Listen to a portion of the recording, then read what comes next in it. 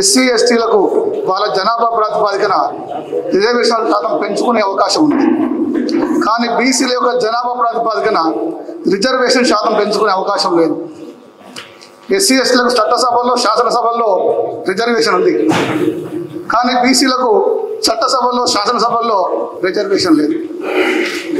నా గురువైనటువంటి కామ్రేడ్ మారోజు వీరన్న మరియు ఈ ఉద్యమానికి పునాది వేసిన బీసీ ఉద్యమానికి పునాది వేసిన కొండా లక్ష్మణ్ బాపూజీ ఆత్మ ఖచ్చితంగా ఇక్కడ ఉన్నదని భావిస్తున్నాను.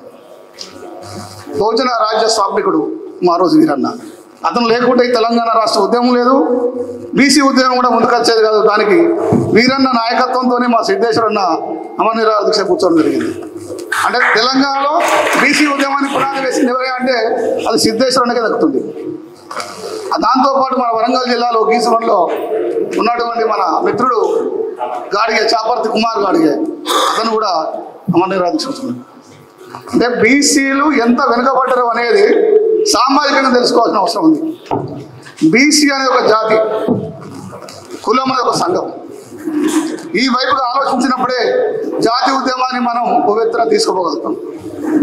జాతికి అన్యాయం జరుగుతుందని భావించినప్పుడే కులాల విషయం ముందుకు రాదు. మనలో మనకు అంతర్గత విషయాలు ఉంటాయి, కాదంటే మిత్రులు చెప్పినట్టుగా ఒక కులం మన రిజర్వేషన్ తీసుకుపోతుంది కావచ్చు, ఎంత అర్హత కావచ్చు, మనకు రావాల్సిన రిజర్వేషన్ ఎంత, జనాభా ప్రాతిపదికన జనాభాలో ఎంతమంది మాకంత వాట. ఆ వైపు రావాల్సిన విషయానికి కొంత ముందడుగేసి కాంగ్రెస్ పార్టీ కామారెడ్డి డిక్లరేషన్ సభలో బీసీ డిక్లరేషన్ సభలో 42% రిజర్వేషన్ మేము స్థానిక సంస్థల్లో ఇస్తామని చెప్పారు. అది సాధించి పెట్టింది కూడా, అమలు చేయించి కూడా సిద్ధేశ్వరుని. దీన్ని బాగా గుర్తుపెట్టుకోవాల్సిన అవసరం ఎందుకంటే రేపు 42% కనుక బీసీలు శాతం సాధించుకోగలిగితే ఈ తెలంగాణలో 50 నుంచి 60 వేల మంది బీసీ నాయకత్వం, కొత్త నాయకత్వం పుట్టుకొస్తుంది.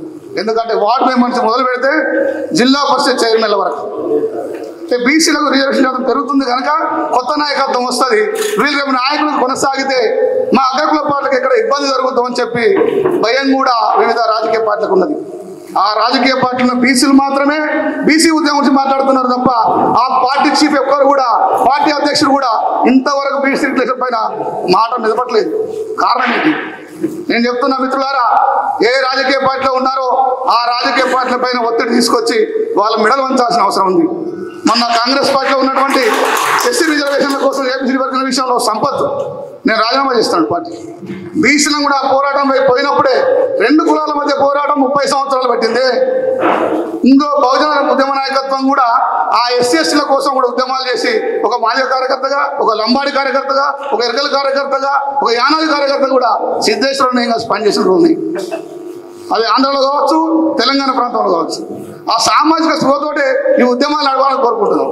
దయచేసి బీసీ నాయకత్వాన్ని కోరుకున్న ఒకటి, బీసీలో ఒక జాతిగా కులాలుగా ఉండొచ్చు, సంఘాలు ఉన్నాం, కానీ రాజకీయాల వైపు పోయినప్పుడు రాజ్యాధికారం సాధించుకునే కాడ పార్టీలు టికెట్ ఇవ్వకుండా కూడా ఇండిపెండెంట్గా మనం పోటీ చేసి మనం కొంత రాజకీయం ముందుకే ఉంటే ఒక పార్టీ నిర్మాణం చేసుకునే అవకాశం వస్తుంది. దీనికోసం ప్రయత్నం చేసిన అవసరం ఉంది కనుక ఈ అవకాశం వచ్చిన అందరికీ సామాజిక ఉద్యమాలు జరుపుకుంటూ